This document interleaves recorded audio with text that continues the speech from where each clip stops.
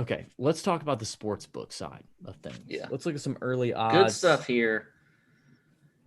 Early odds. Let me just tell you, if you're listening to us on Monday night or early on Tuesday, I would highly recommend if any of these jump out to you and you want to get on that, you need to get on that because we have noticed in the last few weeks these numbers that we throw out get shorter and shorter as the weeks go on, as the week goes on. And so by the time you get to tournament lock, guys that were 100 to 1 are now 70 to 1. Guys that were 50 to 1 are 35 to 1.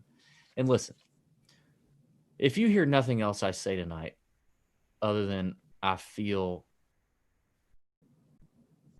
John Huh in my plums, hear this. Life is too short. Dramatic pause. To bet favorites in golf. Okay? Life is too short for that. It just is. So bet these boys. Bet these boys. These young men. Some of them young. Before they get too short. And I don't mean in stature. I mean by their odds.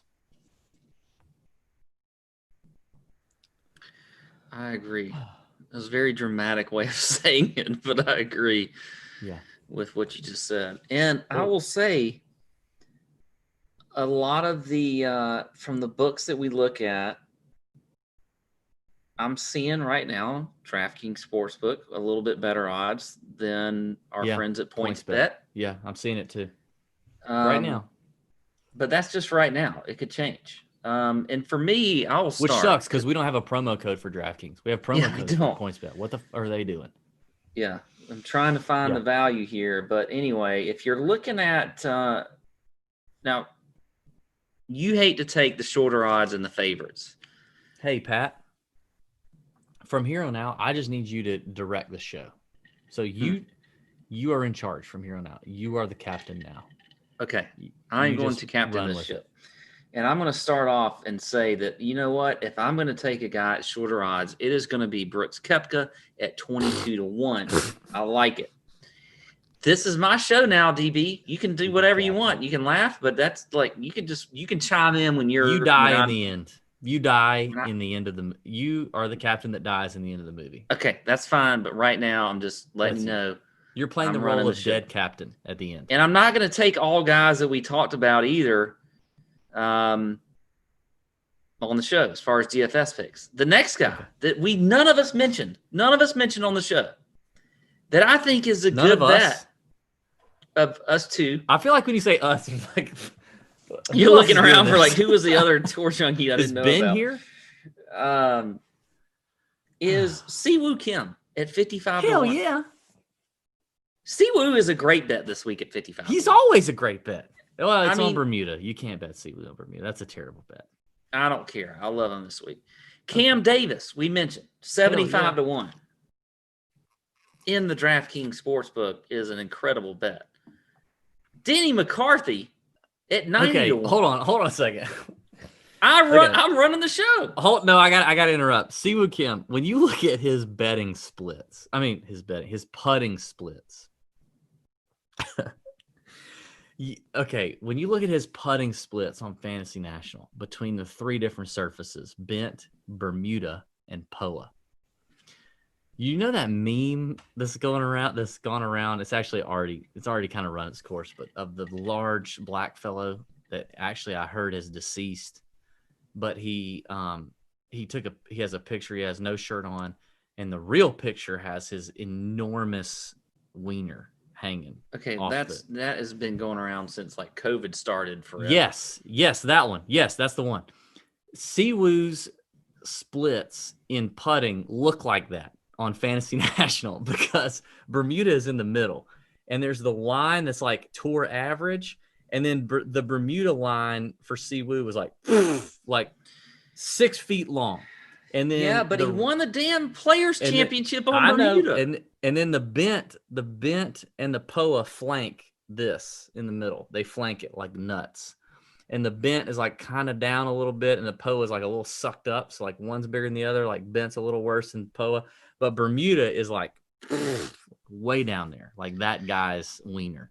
Either way, Siwoo is a guy He that sucks on Bermuda, but yeah, he look, won the players, man. How he about can that? kill your DFS lineups, but he can also pop. And I think if you're and win you all the money because he can win a tournament. Like it's like all or nothing with this. I guy. love Siwoo. You can't talk me out of betting Siwoo. If So he's over 50 to 1, you can guarantee you I will have at least an Abraham Lincoln on Siwoo. Yeah. So there you go. And then I'm going to go a little bit longer here with a guy I did mention on the pod, Sam Burns at 100 to 1. I like Harry Higgs at 150 to 1. Why not?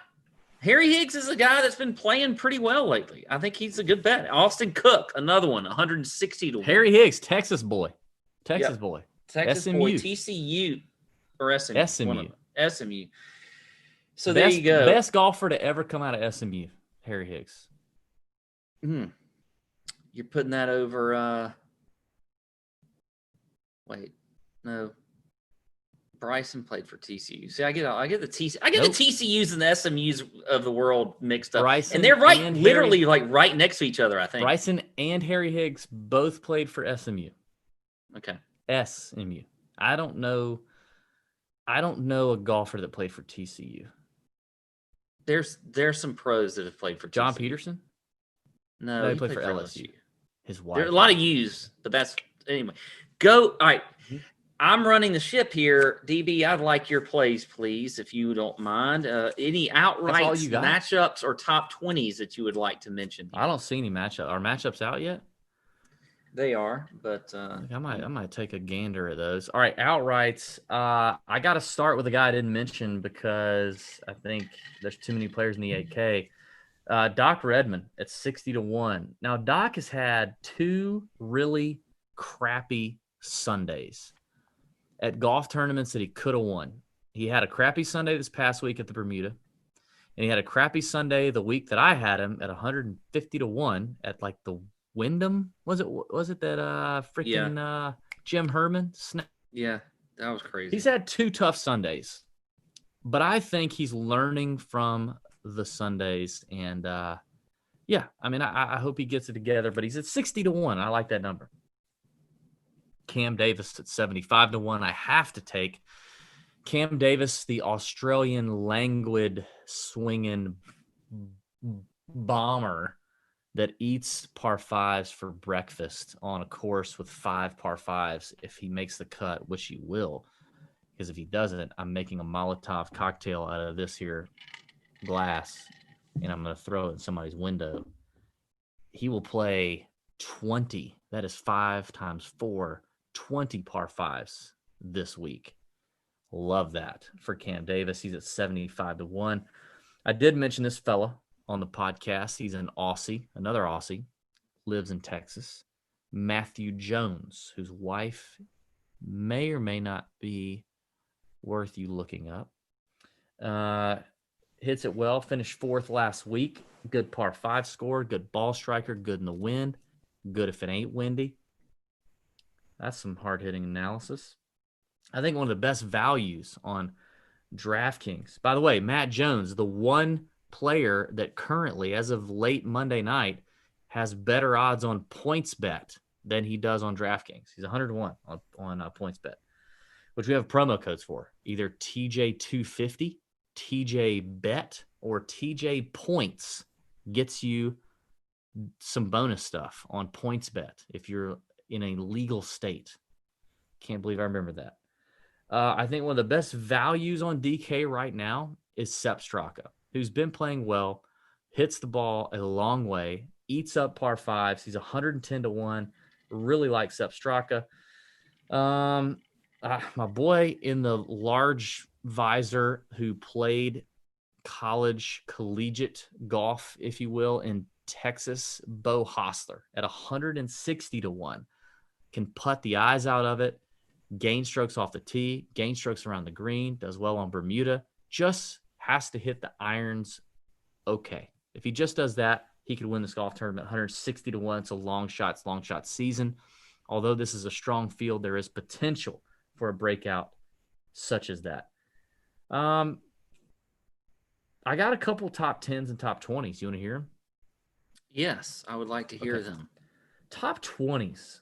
I like Sepp. I just talked about him. 4.5 to 1. Now, that's kind of short for me, okay? But it's a top 20. It's a top 20. He's been playing a good bit. Not playing the Masters next week, which I actually like. I think he's focused on the Houston. He's focused on this golf tournament. He needs the points. 4.5 to 1 is a top 20. And you mentioned this fella in the DFS portion of the show, Robbie Shelton at 8 to 1 as a top 20. I also like. A really good iron player, good ball striker, in good form right now. Alabama product, really solid golfer, has played well this season. Robbie Shelton is at 8 to 1. Those are my top 20s, and I have 2 top 10 bets. One of them is my boy Bo Hostler, who I just talked about in the large visor at 12 to 1, top 10. But another one is a guy that I have been smitten with in the past. And last week, a couple people in the Nut Hut asked me about this fella. A couple people asked me about him. You drew a comparison to this man that has now given him a nickname within the Nut Hut called Taco Supreme. His nickname is now Taco Supreme. His name is Will Gordon. That is his birth name, his given name, the name on his birth certificate. It is not Taco Supreme. But you, however, have compared him to a Taco Supreme. Now, what Will Gordon is good at is probably hooking up with chicks on the road on the PGA Tour and scoring on par fives and hitting it a effing mile, okay? Remember, 5 par fives on this golf course. He is at 16 to 1 as a top 10. This is a big boy field. Big boy field, a lot of big names. Not likely that Will Gordon finishes top 10, but if you were going to put a little bit of a unit on a top 10 bet, I think Will Gordon is the one. And I think, Pat, you should wrap up the betting portion by telling us why you gave Will Gordon the nickname Taco Supreme. All right, so yeah, Taco Supreme. This is one of my better. I'm pretty good at analogies. You're amazing at analogies. I was just thinking the other day how good you are at analogies. It's kind of a secret gift of mine.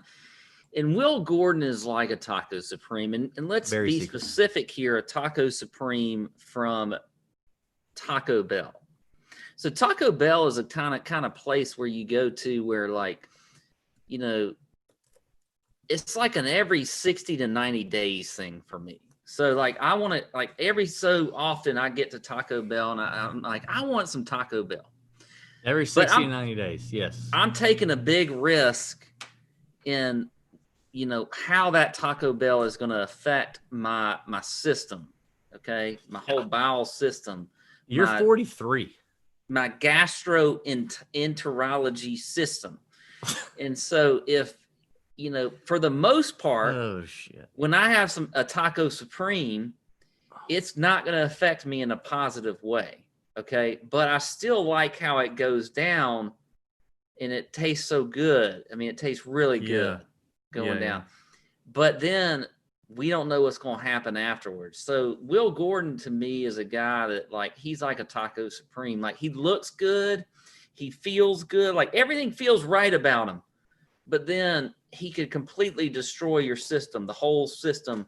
Yeah. And you get just screwed. And now sometimes it may it may work out, but for me, more often than not, it doesn't.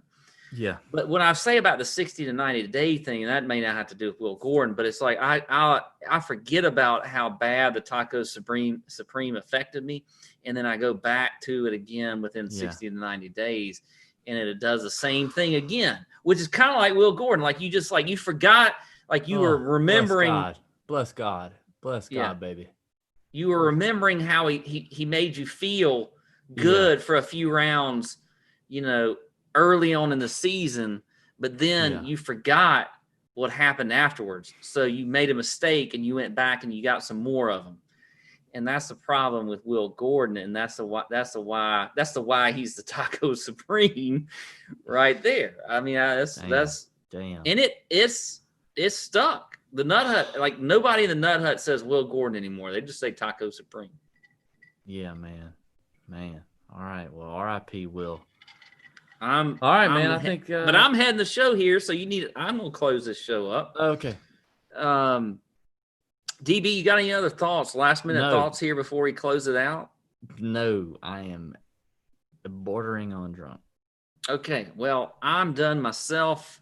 We're going to be recording the DraftKings After Dark show after we finish here and we get everything downloaded, and I'm going to be editing everything. And after I get done editing all of this stuff, then we will be doing the DK show. So make sure you're paying attention to that DraftKings After Dark show, because I have a feeling it's going to be lit tonight. On YouTube. DB, if you don't have any final thoughts, I will let you close us out. Thanks for listening to the Tour Junkies podcast. And next week, or pretty soon, we're going to have some Masters stuff. It's going to be really good. Way better than any of that other mess you listen to. And if you're thinking in your head about what it is that you listen to, it's mess. That's what it is. But next week's going to be the shit. Our stuff is good. Their stuff is mess. And you know who I'm talking about when I say their. All right. Mary Screens be green. See ya!